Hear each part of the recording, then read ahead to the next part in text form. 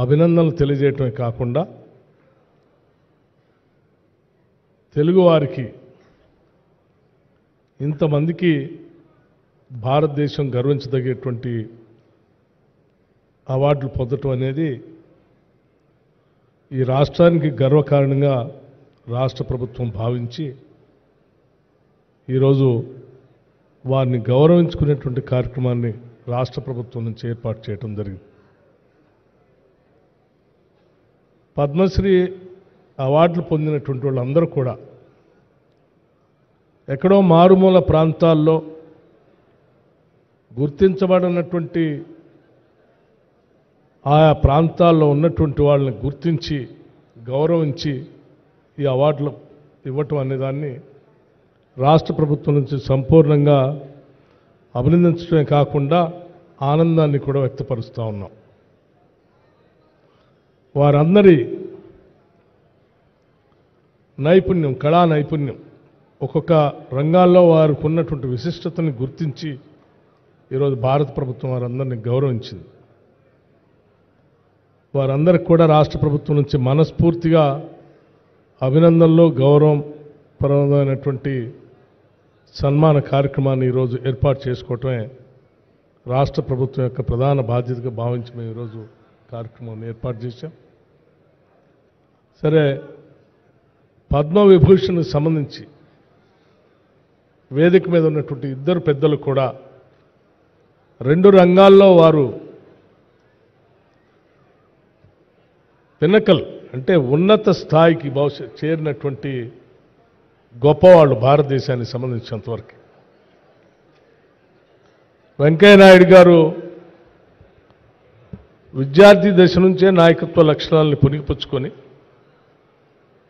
ఉద్యమకారుడిగా నుంచి ఒక పరిణితి చెందినటువంటి రాజనీతిజ్ఞుడిగా ఈ దేశంలో ఎదిగినటువంటి ఒక గొప్ప రాజకీయ నాయకుడు ఆయన.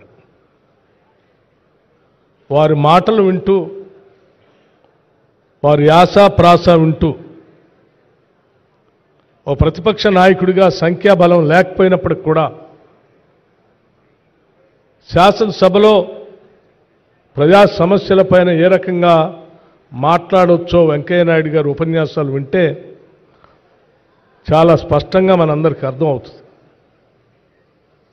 రాజకీయాల్లో ప్రతిపక్షంలో ఉన్నా ప్రభుత్వంలో ఉన్నా కానీ చెప్పాలనుకున్నటువంటి అంశాలని ముక్కుసూటిగా స్పష్టంగా, అంటే భాషలో ఎక్కడ కూడా తిట్ల పురాణానికి తావు లేకుండా వేలెత్తి చూపించినటువంటి నాయకుల్లో బాగా స్పష్టంగా కనపడే నాయకుడు మనకి వెంకయ్యనాయుడు గారు.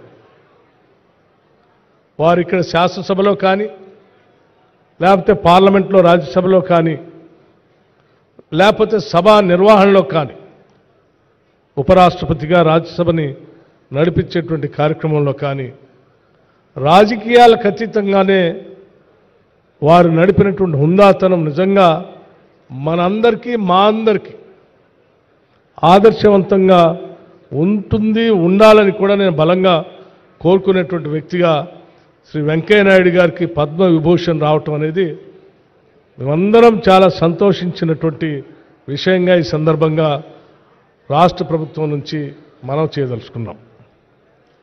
అలాగే వెంకయ్యనాయుడు గారు మాట్లాడుతూ నేను రిటైర్డే కానీ టైర్డ్ కాలేదని చెప్పారు. I'm retired but not tired అన్నారు. అంటే నిజంగా వారి విజ్ఞానం, ముఖ్యంగా ప్రజాస్వామ్య దేశంలో రాజకీయ పార్టీలు ఏ రకంగా ఉండాలి అని చెప్పే దాంట్లో వారి నుంచి చాలా అంశాలు నేర్చుకోవాల్సినటువంటి అవసరం ఉందని భావిస్తూ ఉన్నాను నేను. అట్లాగే చిరంజీవి గారి గురించి ఎంత చెప్పినా తక్కువే. సినిమా రంగంలో ఎటువంటి బ్యాక్గ్రౌండ్ లేకుండా వారు ఇంత ఉన్నత స్థాయిని, ఒక మెగాస్టార్ స్థాయికి ఎదగటం అనేది స్వయం కృషితో ఎవరైనా సాధించాలి అనేటువంటి పట్టుదల ఉంటే